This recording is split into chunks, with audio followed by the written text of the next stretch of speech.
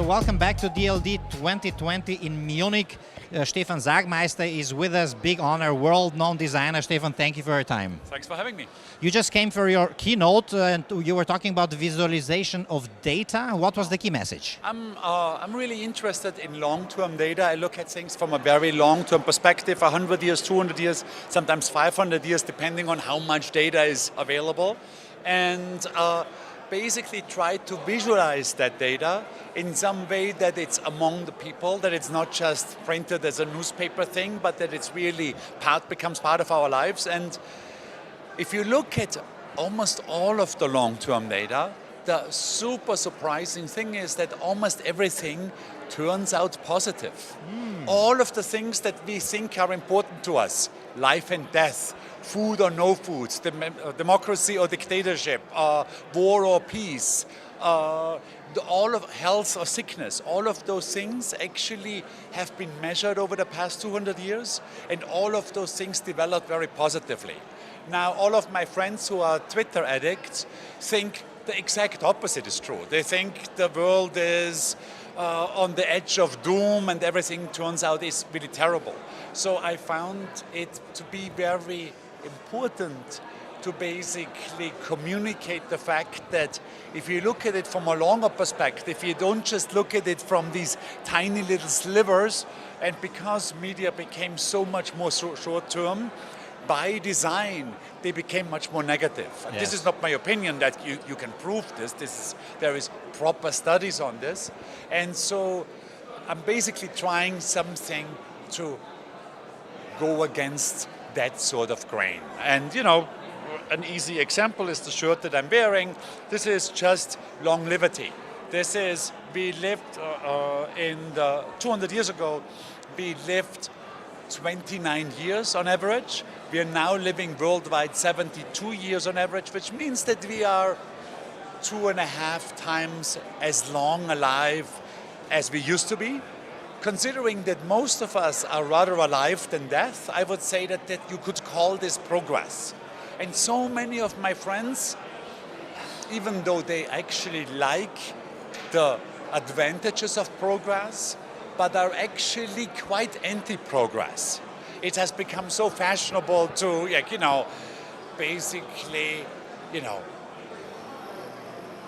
drag down technology, Why is that? I think I would say there's 2 or 3 factors. One is that all of us, read much more delightfully about negative news than about positive news. This is not the fault of media. Media gives us whatever we want. But me for sure, and I notice it all the time, I'm so much more interested in when other people are doing badly, specifically if it's not me, than if other people are doing very well. So I think that's number one, and that is easily explainable. I think it has something to do with the amygdala in our brain that lets negative messages through much more quickly than positive one. Came from our ancient ancestors that needed to be kept safe from the attacking lion. And it didn't really matter if you didn't see the banana in time, but if you didn't see the lion, you were dead. So you needed your brain had developing something. And then I would say number 2, for sure, the shortening of the media cycle. And it's easy, I can give you an easy example. If you look at the German media landscape, even if you go from something as every second like Twitter to something, let's say, weekly as the Zeit, you will notice that the Zeit in general is already quite a bit more positive than your average Twitter. And if you then go back further and say you read a book about developments that are described in the Zeit 2 years later, because that's how long it takes to write the book, you will see an even more positive view of that thing with the distance of a year or 2.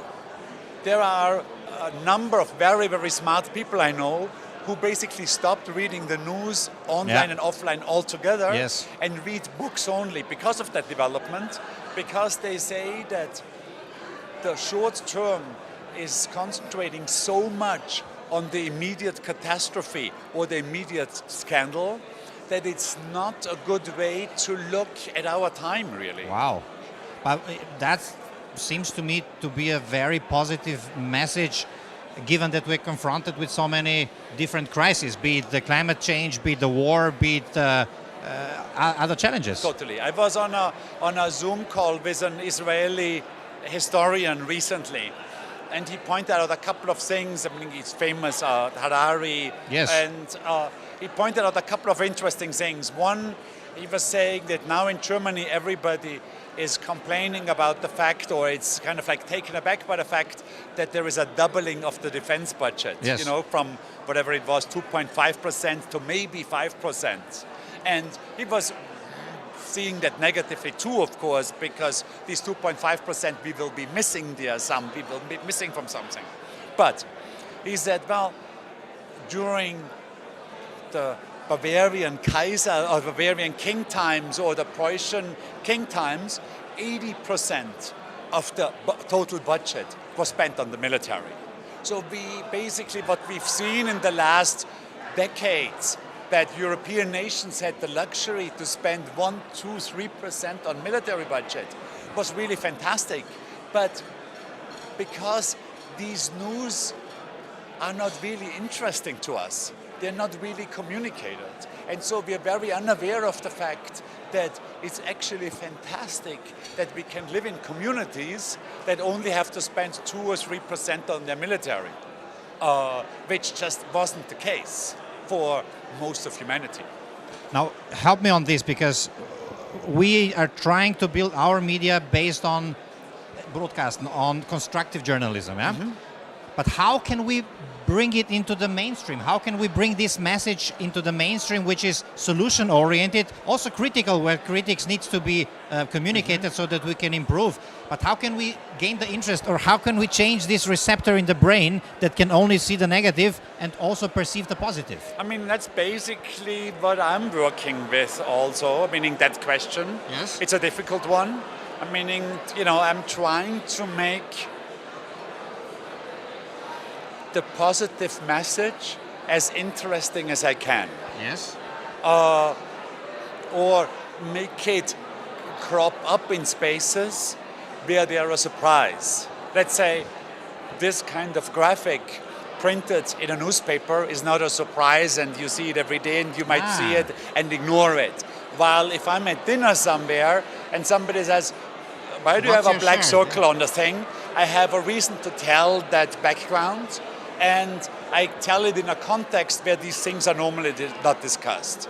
So if I'm not sure if there might be a possibility within that media circle, and I know that the Zeit makes a number of good attempts in that thing, where I know they have a column where they invite readers to say in very 3 sentences what warmed their heart that day.